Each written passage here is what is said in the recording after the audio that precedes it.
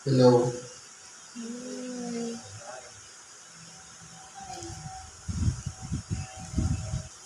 sa pangalan po ng dakilang Panginoong Jesucristo, isang mapagpalang hapon sa bawat isa. Dito po tayo sa pagpapatuloy ng gawain kung saan meron tayong mga aralin na pinagkaloob para sa araw na ito sa nating pag-aralan at bibigyan ng buhay upang ito ay maging gabay sa ating pang-araw-araw na pamumuhay. Ang una pong aralin ayon po sa Ebanghelyo ni San Lucas sa Kapitulo 1, versikulo 26 hanggang sa 38. Ano po ang sabi dito?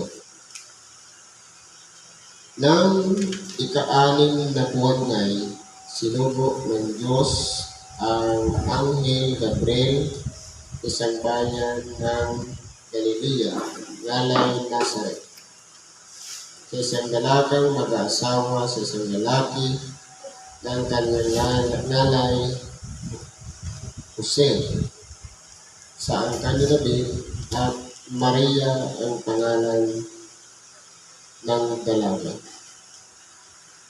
At pumasok siya sa kinaroroonan niya at sinabi, "Magalaka, ikaw na totoong pinakamamahal, ang Panginoon ay sumasa iyo."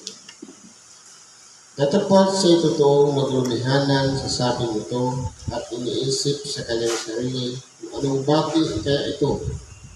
At sinabi sa kanyang anghel, "Huwag kang matakot, Maria, sapagkat nakasumpong ka ng biyaya sa Diyos. At narito, maglili ka sa iyong tiyan at mananganak ka ng isang lalaki at tatawagin mo ang kanyang pangalan, Jesus. Siya ay maging dakila at tatawagin anak ng kataas-taasan. At sa kanya ibigay ng Panginoong Diyos ang luklukan ni David na kanyang ama. At siya ay maghahari sa angkan ni Jacob magpakailanman. At hindi magkakawakas ang kanyang kaharian." At sinabi ni Maria sa anghel, "Paanong mangyayari ito na ako'y hindi nakakakilala ng lalaki?" At sumagot ang anghel at sinabi sa kanya, "Bababa sa iyo ang Espiritu Santo at lililiman ka ng kapangyarihan ng kataas-taasan. Kaya naman,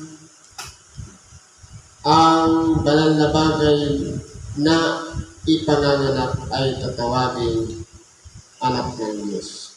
At narito si Elizabeth na iyong kamag-anak ay naglihiri naman ng isang anak na lalaki sa kanyang katandaan. At ito ang ika-anim na buwan niya na dati tinatawag na baog, sapagkat walang salitang mula sa Diyos na di may kapangyarihan. Sinabi ni Maria, "Narito ang alipin ng Panginoon, mangyari sa akin ang ayon sa iyong salita," at iniwan siya ng anghel. Kaya po, ito po ay isang pangyayari na kung saan dumalaw ang Arkanghel Gabriel kay Maria sa isang bayan ng Galilea ng ngalay Nazaret. Ngayon, sino po ba itong si Arkanghel Gabriel? Siya po ang tinatawag na mensahero ng Diyos. Kapag mayroong mensahe mula sa Ama, siya po ang palaging sinusuko para makarating ang mensahe sa kinauukulan. At nagkataon noon na napapanahon na upang ang mensahe ay makarating sa isang dalaga na walang iba si Maria.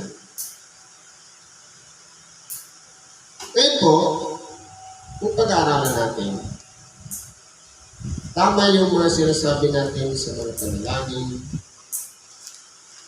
ng ating dakilang Panginoon ay lalang ng Espiritu Santo at ito'y ipinaghihig ng isang birhen na walang iba, si Maria. Higit na naging mapalad si Maria dahil po sa lahat ng mga babae sa lugar ng Nazareth o Galilea man, siya ang bukod tanging pinagpala na pinagpahayagan ng anghel para sa mensahe na walang iba. Siya ay magdadalang tao, bagamat meron siyang agam-agam. Sapagkat alam niya na bago magdalang tao ang isang babae, kinakailangan mo ng may masumpungang lalaki. Kaya po, sa bagay na ito,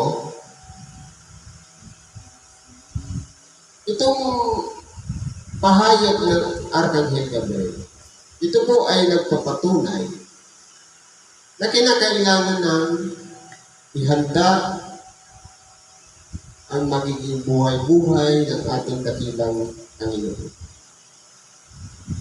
Sapagkat hindi na po nalugod ang Diyos sa mga hain na palagi ang ginagawa ng mga Hudyo noong panahon ay sinasabi sa ibang bahagi ng banal na kasulatan. Hain at handog ay hindi mo ibig, ngunit isang katawan ang sa akin ay inihanda mo.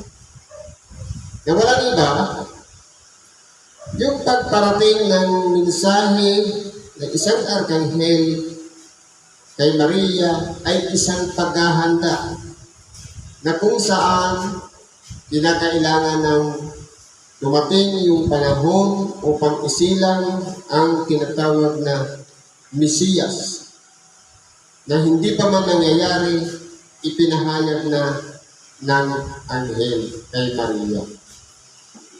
Pero po, ang kalagayan ni Maria, katulad din natin, isang tao na walang alam. Isang tao na kumbaga kapag pinagpahayagan ng isang bagay na ngayon lang yan narinig, parang sorpresa, malaking pagtataka, pero malaking pasasalamat sapagkat sa lahat ng mga kadalagahan ay pinagpala si Maria. Ngayon po, ano po ba ang nasumpungan ng Diyos kay Maria? Kumbaga siya po ay malinis. Hindi pa siya nakakasumpo o nakakakilala ng lalaki. Pinili na siya ng Diyos upang ipaghanda na siyang magiging ina ng ating dakilang Panginoon. Sapagkat nakikita ng Diyos ang kalagayan ni Maria.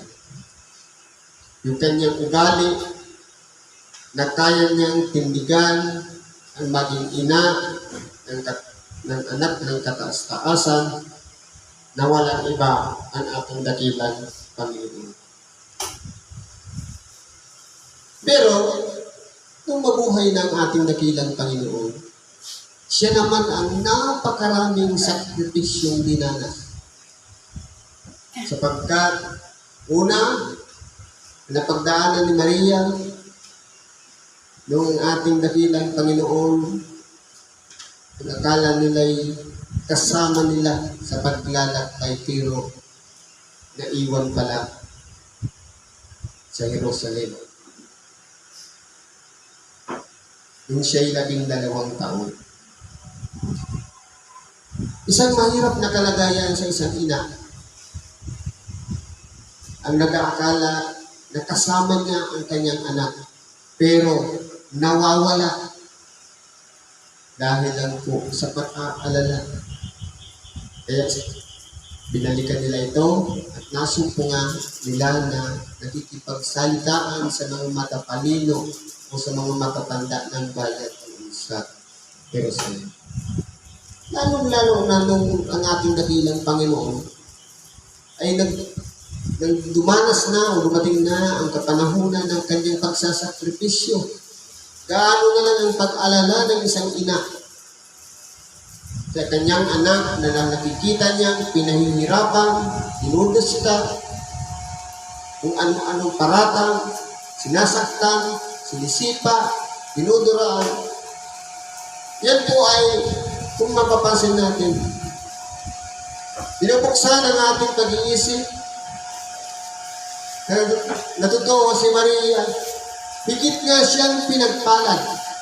Nasumpungan ang biyaya sa kanya ng Diyos. Pero siya naman ang napakaraming dinanas ng mga kahirapan, pag-uusik, kahapisan, at lahat ng bagay, lalong-lalo na nung ang ating dakilang Panginoong ipapag sa krus. Kaya po, kung pag-aaralan natin, ang topic dito, yung buhay-buhay ni Maria. Sapagkat, tunay nga po na pagdating sa ama ng ating dakilang Panginoon o yung tinatawag na foster father, matagal nang inihanda yan ng Diyos si Jose. Kung mapapansin natin, pati yung history ng saling lahi mula kay Adam hanggang kay Jose, kumpleto, detalyado. Bakit po? Kasi po, iningatan ng Diyos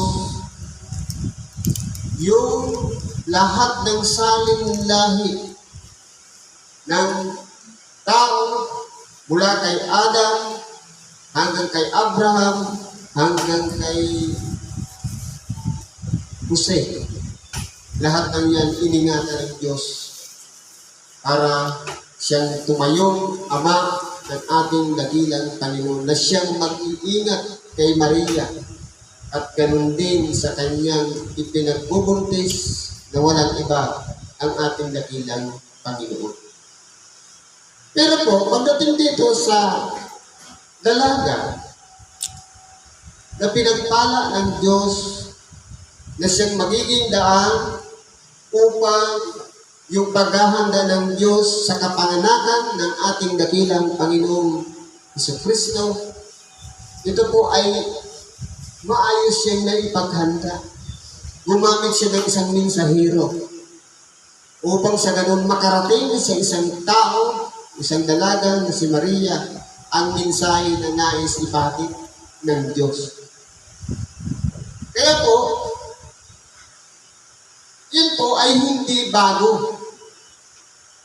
Dahil noon pa man panahon, nangyayari na palaging sinusugo ang isang arkanghel na si Gabriel sa lahat ng mga nais pahatda ng balita o mensahe mula sa Diyos na ating Ama. Kaya po, kung mapapansin, normal na lang sa mga Hudyo ang kinakausap ng anghel. Kaya po, ang ating dakilang Panginoong sabi, isang katawan ang sa akin ay inihanda mo. Ibig sabihin, bakit po naghanda ang Diyos ng isang babae? Dahil nakikita ng Diyos na ang nakaugalian ng mga tao noon na pag-aalay o paghahandog para lamang sa pagbayad sala na ginawa ng sino mang nagkasala sa mga kautusan. Hindi na nalugod ang Diyos sa mga hain, kundi ipinaghanda na una ang magiging ina ng magiging magulang o tatay magulang ng ating dakilang Panginoong Hesus. Kaya po, itong preparasyon na ito po ay ginanap hindi lang para ipanganak lang ang Mesiyas, kundi kung kung papaano ang magiging buhay-buhay ng magiging ina ng ating dakilang Panginoong Hesus Kristo. Sarap pakinggan kapag binabati na bukod kang pinagpala. Minsan nga, ginamit pa yung panalangin. Na kapag Ginoong Maria, napupuno ka ng grace, bukod kang pinagpala sa babae lahat. Di ba ga, ginamit pa nga sa panalangin yung bati ng isang arkanghel. Ngayon, sa buhay-buhay naman ni Maria, gaano na lang ang hirap ng kabuwanan niya na walang espasyo, bahay tuluyan man, na dapat sana doon maging safe ang kanyang panganganak. Kundi, ang nasumpungan nila na kasama si Jose, isang abandonadong kulungan ng hayop. Isang sabsaban. Na kumbaga, ang ginagawa kasi noon ng mga pastor, kapag gabi, nilalabas nila ang mga tupa at dinadala sa parang para doon manginain. Kumbaga, kapag ibang panahon naman, lalo taglamig, kanila pong kinukuha ng dayami at doon pinakakain ang mga tupa sa kulungan nila. Pero, mapapansin natin, bakit nasa labas ang mga tupa ng panahon? Kung mapapansin natin, sa lugar ng Israel, sa mga panahon ng ika-10 buwan, kalagitnaan pa lang mo, umuulan na ng yelo. Kumbaga nag-i-snow. Kaya malamang, bago dumating yung araw na yun, yung mga hindi pa nag-snow, ang mga tupa, nandun pa sa parang. May nagkataon, ang panganganak sa ating dakilang Panginoon, nasa parang ang mga tupa. At doon sila nanginginain. Ibig sabihin, ang kapanganakan ng ating dakilang Panginoon ay hindi siya sa panahon ngayon. Eh kung mapapansin natin, December ngayon, bakit ang mensahe ganito? Para ipaunawa sa atin, na alam natin, nakasanayan natin, dahil yun yung kinagisno natin at kanilakihan. Yun na yung naabot natin kaalaman. Kumbaga, nagkamalay tayo, ito na yung nakasanayan natin. Siniselebrate natin ang kapanganakan ng ating dakilang Panginoon na nagsanga-sanga na. Marami nang nadagdag. Ang kapanganakan ng ating dakilang Panginoon, nasa labas ang mga pastor, kasama ang mga tupa. Kaya bakante yung mga kulungan ng hayop at yung sabsaban, kaya doon siya inilaga at nilagyan ng lampin upang sa ganon doon masumpungan ng 3 pantas umano na mula pa sa silanganan na nagkasumpong-sumpong sila sa daan dahil sa kanilang paniniwala na kapag lumitaw ang isang malaking tala, tunay nga po na may ipanganganak na isang hari. Kaya po, ang ating dakilang Panginoon, nung siya'y ipanganak at inihiga sa isang sabsaban, simbolo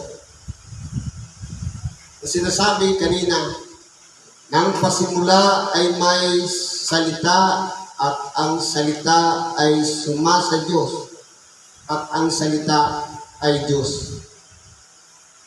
Tama po yan. Sa pasimula, meron ng salita. na inihahambing ang ating dakilang Panginoon sa isang salita. Sa pasimula, nariyan na siya. Ngayon, kung mapapansin natin, sa oras ng pakikinig natin ng Ebanghelyo, tinatanggap natin yung salita. At ang ating sarili ay lumalagay sa isang kalagayan ng isang maruming sabsakan. Isang taong makasalanan ang puso, pero pasalamat tayo dahil kung papaanong inihaga ang ating dakilang Panginoon sa sabsakan, ganun din kinakailangan makapasok sa ating mga tainga, diretso sa ating mga puso, si Kristo. Walang iba ang kanyang Ebanghelyo. Na ito po ang magbubukas ng ating pag-iisip, unawa, nang sa ganon, malaman ang bawat isa sa atin na kinakailangan pala natin mabuhay ayon sa salita ng Ebanghelyo. Anong sabi ng ating dakilang Panginoon? Nasusulat, hindi lamang sa tinapay na bubuhay ang tao, kundi sa bawat salitang lumalabas sa bibig ng Diyos. Totoo, meron tayong pangangailangan material. Pagkain material, na yan ay sinusuko natin, pinapasok sa bibig, at inunguya para makuha natin yung sustansya na siyang magbibigay kalakasan ng ating katawan. Pero sabi ng ating dakilang, kundi nabubuhay ang tao sa bawat salitang lumalabas sa bibig ng Diyos. Kaya kailangan natin ang Ebanghelyo. Kailangan natin unawain ang mga Ebanghelyo at itanim natin sa ating isip at sa ating puso at ito'y ating pagnilay-nilayan at kapag nakarating na sa tinatawag na pagsuko o pagtanggap ng salita ng Diyos na lumalagay ang ating sarili sa isang sabsabang marumi kapag tayo'y humingi ng tawad at nagsisi at nagsipagbalik loob sa Diyos, magiging tayong karapat-dapat na sabsaban sa harapan ng ating dakilang Panginoon. Kaya po, itong aralin na ito, kumbaga parang kasaysayan na lang. Yung Oktubre o Disyembre, binabalik-balikan, inaalala, pero ang pinakamensahe po nito, walang iba. Naging mapalad man si Maria, pero siya naman ay napuspos ng Espiritu Santo. Siya'y umawit ng papuri sa Diyos. Dahil po, nagalat ang kanyang puso sa balitang kanyang tinanggap. Pero sa kabila nun, totoo, nangyari na nga na ipanganak ang ating dakilang Panginoon. Panganganak pa lang nagsakripisyo na siya. Sabi ko kanina, nung 12 anyos, nawawalan pa yung anak niya. Hanggang sa ang ating dakilang Panginoon nagsakripisyo. Yan ba ang magiging kapalit ng pagiging isang mapalad na babae? Mapalad na kung titingnan natin, sa lahat ng mga babae, siya lang ang bukod tanging pinili. Pero siya naman ay napakaraming sakripisyo dinanas. Katulad din natin, tayo katulad ng mga tao o mga bato na pinili sa iba-ibang lugar at pinagsama-sama sa puot na ito. Sa pagkatuwid, mapalad din tayo. Dahil naging pamamaraan tayo kasangkapan para dumaloy ang kapangyarihan ng Diyos. Tinawag para gamitin sa pangangaral ng Ebanghelyo. Tinawag para tumulong sa may mga karamdaman. Para maging bahagi ng buhay ng Ebanghelyo dito sa ibabaw ng sanglibutan. Pero, mapalad na tayo, pero katulad naman ni Maria, nung tinanggap na natin ang pagiging mapalad nandiyan naman kabila ang pagsubok o sakripisyo na ating pinagdadaan. Gaano kaya kabigat ng isang magulang na iningatan mo ang iyong anak, hindi madapuan ng anumang insekto, inalagaan, minahan, at buong puso kahit kakainin na lang niya, ibibigay ba niya sa kanyang anak? At katapos makikita mo, ipapako lang pala sa Diyos. Gaano po kaya kahirap yun? Pagiging mapalad kaya yun? Pero nakita kasi ng Diyos yung kalagayan ni Maria na kaya niyang harapin sa kabila ng kanyang pagiging ina ng ating dakilang Panginoon hanggang sa huling hininga ng buhay ng kanyang magiging anak. Kaya niyang magsakripisyo, tanggapin ang magiging kalagayan ng isang ina. Kaya po, kung mapapansin natin, hindi po pangkaraniwan ang buhay-buhay na pinagdaanan ni Maria. Kasi po, sa pagbati pa lang ng anghel, naging kagalakan mo kapag narinig mo, halimbawa tayo yung kausap, matutuwa tayo, masisihan tayo dahil ganun yung mensahe. Pero sa kabila noon, sa likod noon, na dumadaan, lumilipas ang panahon hanggang sa yung kanyang ipinaglilihi. Dadanasin niya ang paghihirap ng bigat na bitbit niya ng 9 na buwan sa kanyang tiyan. At kung mapapansin natin, panganay ang ating dakilang Panginoon na ipinanganak ni Maria. Kumbaga, yun ay kalagayan ng isang babae na wala pang muwang. First time na maka-experience na magbuntis. Pinagdaanan po yan ng ating mga magulang. Pero paano nangyayari sa ngayon? Nagsakripisyo nga ang magulang. Dinanas ang lahat ng kahirapan. Ang hindi makatulog sa gabi. Ang mga pagpupuyat. At kung ano-ano pa man bagay na dinadayo ng isang magulang pero maglabas ng isang anak, sisigawan lang ng anak ang kanyang magulang na wala pa ng respeto o pagpapahalaga sa magulang. Tama kayo na gawin natin sa ating mga magulang na walang iba, iningatan tayong mabuhay. Mapalad tayo sa milyong-milyong similya na ipinagkalo na mabuhay dito sa ibabaw ng sanglibutan. Pero dahil lamang sa pagkakamali ng magulang, minsan nasusumpatan, minsan napagsasabihan, minsan pinapagalitan, minuura at kung ano-ano pang ginagawa, dapat pang gawin yun ng isang anak sa kanyang ina. Hindi po masakit po yun. Kaya po, kung mapapansin natin, itong mensahe ito, parang hindi naman napapanahon sa mga nangyayari na sinasabing Pasko, kundi ito ay mensahe ng isang magulang. Na dapat ang magulang pinapahalagahan, nire-respeto ng anak. Dahil ang ina ay may higit na malaking sakripisyo kaysa sa ama. Dahil siya ang nagdala sa atin upang mabuhay dito sa ibabaw ng sanlibutan. Lamang, nung na-impluwensyahan na sa eskwelahan at natuto na, nagaya na yung kaklase, minsan natuto ng magmura, natuto ng libakin ang magulang, natuto ng magpasaway sa magulang. Kaya po, ang mensahe dito,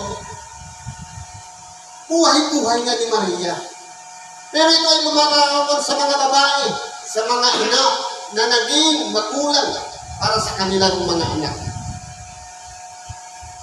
Mga babae na naging mapalad dahil pinagkalooban sila ng anak.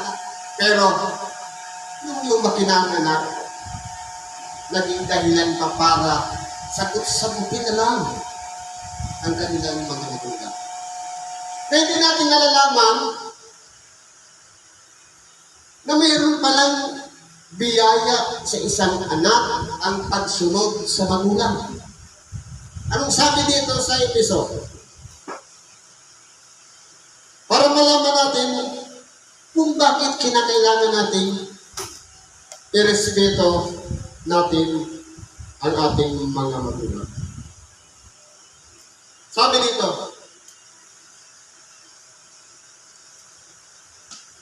mga anak, magsitalima kayo sa inyong mga magulang sa Panginoon sapagkat ito'y matuwid. Ano po ang hinihingi dito? Hindi po ito sinulat ni Apostol Pablo